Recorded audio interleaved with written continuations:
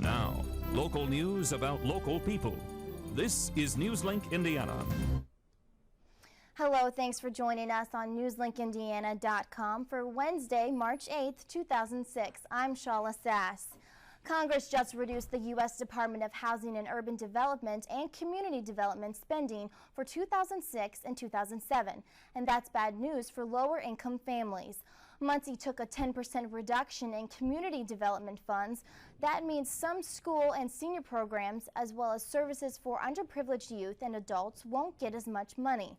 Also cut, 6% in Home Dollars, a fund for affordable housing and revitalization of inner-city neighborhoods. The cuts could ultimately mean less money to help people in need. What the advisory committee tried to do was to look at that 10% and try to do an even, everybody was affected a little bit, and that way nobody was affected a lot. Nearly $800,000 in requests were made from community centers, youth, senior citizen, and social programs this year. Only about $200,000 were available. A building in Marion could remain standing a little longer. The building at the corner of Washington and 3rd Streets was declared unsafe and a nuisance to the community. The Downtown City Center, which owns the building, filed a lawsuit against the city and the Board of Works challenging the demolition. The building owners had till March 3rd to delay demolition after working out a renovation plan, but no agreement was reached. Attorney Joshua Howell says the owners had to take an appeal. I think the city administration is very serious about resolving the matter one way or the other this time, which is part of the reason I think that they've hired us as special counsel to handle it. No court date has been set, but if no resolution is found, the court will decide if the Public Works was correct in their decision to demolish.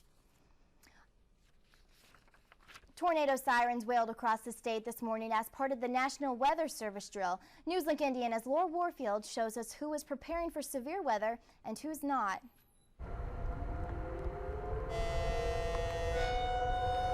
Hoosiers statewide went through emergency procedures Wednesday, an opportunity to process a plan and face the tornado season with confidence. That's what we need to do today, is get people back to where that they're, at least during that emergency situation, they can depend upon themselves. Muncie has more than 90% coverage, and a new siren is installed each year according to population density. But when planners approached the housing division Country Village about a new siren, they faced opposition. Emergency management wanted to put a siren right by this pool. But what do homeowners say? Not in my backyard. For the past 2 years, some residents bought the idea, leaving neighbors who actually wanted the siren out of luck. The objection seems to be the fact that they're tested every Friday morning at 11 a.m. and it might disturb some children's naps. And for price, that reason isn't good enough.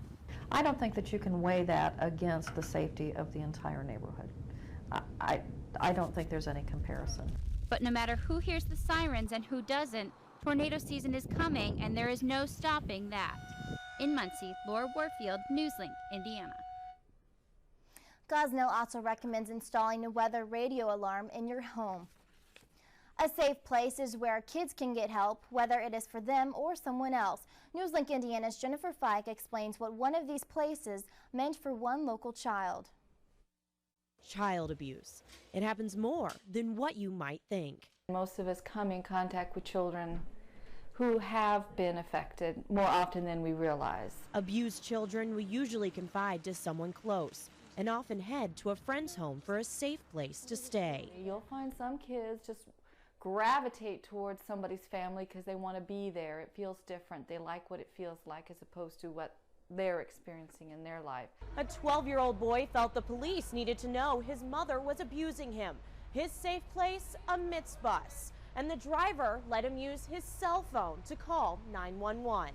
He said there was a lady on the phone that would like to talk to me, and he handed me the phone as a 911 dispatcher. After he hung up from the dispatcher and asked him if he could tell me what was going on, and when he walked up beside me, then I could see that his face was all bruised. The dispatcher and driver, Robert Hill, agreed to meet police at a nearby McDonald's.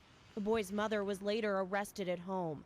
According to Townsend, Hill acted as the catalyst to help this child. Some people unknowingly unwittingly are catalysts simply because they hear somebody make a request and they respond, positively. However, Hill thinks anyone would have done the same thing. Oh, I'm not no hero. I just did what I thought it was good to do. In Muncie, Jennifer Fike, Newslink, Indiana. The prosecutor's office has not filed the case against the mother. They are expecting to file this week. A Richmond company is relocating to Ohio, causing the city to lose 115 jobs. Spartec Plastics will be moving to Greenville, Ohio, about 30 miles northeast of Richmond, as part of a massive consolidation effort in which 3 factories will become one. According to the Economic Development Corporation of Wayne County, employees at the Richmond plant would be able to transfer to the plant in Ohio. Economic development in Delaware County just got a little easier. The Indiana Finance Authority announced a new shovel-ready pilot program which allows properties in the state to become certified ready for development.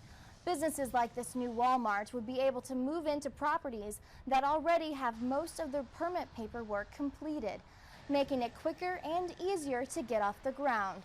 The state will also offer a fast-track program to finish the remaining permits necessary for these sites. A site must meet 4 standards to be accepted. The project must have community support, the property owner should be clearly identified, the first phase of the environmental assessment must be completed, and utilities like water, electric, and sewer must be in place or have a plan and money to do so. If you're a business looking to relocate, those kinds of things make a site more marketable, hopefully, make it quicker to develop, which typically means less risk and less money. The program is intended to try to organize local and state resources and to be as efficient as we can be together. Anderson already has expressed interest in applying for a shovel-ready site. Applications will be accepted until May 15th. Guidelines and applications can be found at in.gov/IFA. And now a look at Newslink Indiana weather forecast. Tonight there will be periods of showers and a possibility of thunderstorms. Temperatures will rise to 45 degrees before 5 a.m. About an inch of rainfall is expected. And taking a look at our 5-day forecast, we can finally see showers continuing with the temperatures rising into the weekend ahead. And on Monday, we're going to have a high of 54 degrees, and it's going to be partly sunny with some showers.